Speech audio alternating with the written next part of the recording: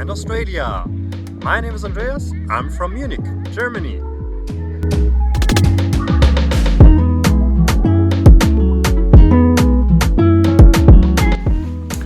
I've been living in Munich for 10 years now.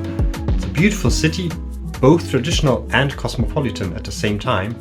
Last but not least, it's also the host city of the Eurovision Song Contest 1983, which makes it a home for a Eurovision fan by definition. I grew up in Germany and did my bachelor studies in this year's host city, Basel, Switzerland. And I did study French Literature and Linguistics. I have always been very interested in different cultures and languages, so that was a natural choice. I then pursued a master's degree in Berlin in the field of Historical Linguistics. Besides that, I also hold a bachelor's degree in librarianship. I work as a librarian at the Bavarian State Library, one of the largest scientific libraries in Europe. I was asked to tell the viewers also about my age. Well, let me put it this way, I'm about the same age as Maria Sherifovic and WorldCat, so now you can look it up for yourself. I'm a huge Eurovision fan. My first contest was in 1998, yes, that year with a crazy guy named Gildo Horn for Germany.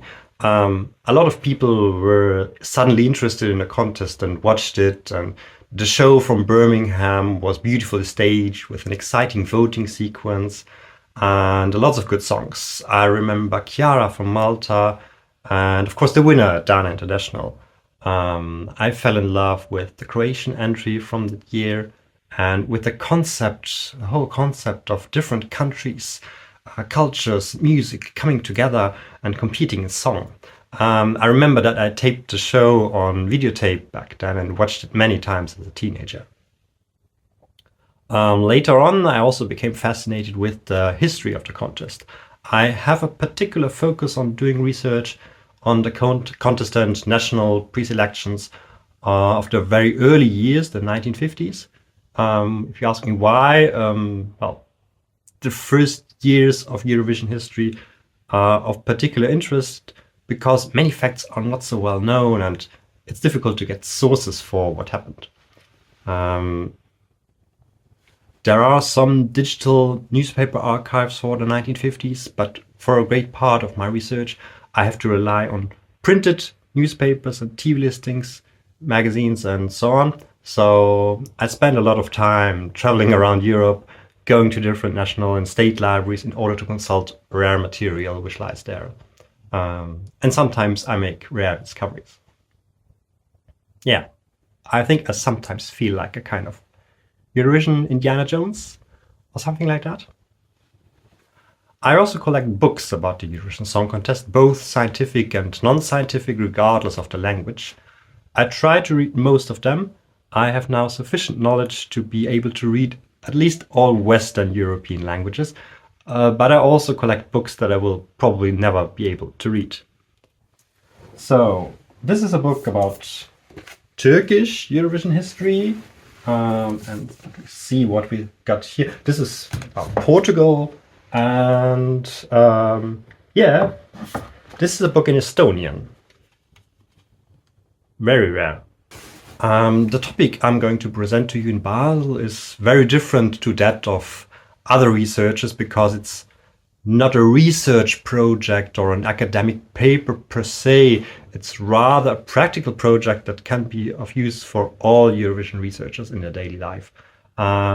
As a scientific librarian, I have understood how important it is for researchers to easily find and access scientific literature in the topic that they are researching at the moment.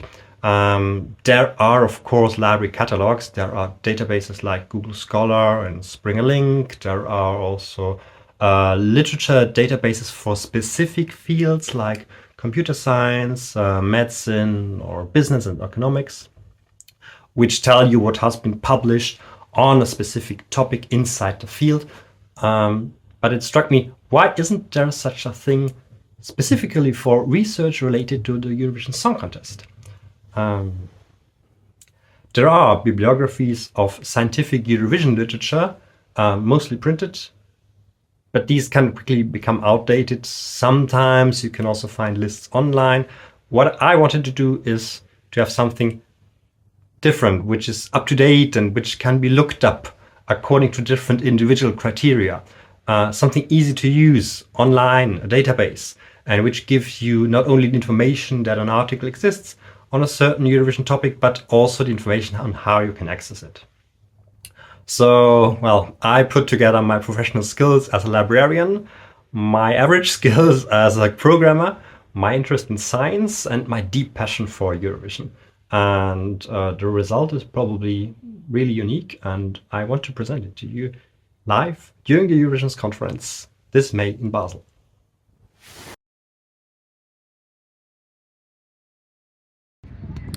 I have my backpack ready. Looking forward to see you all in Basel.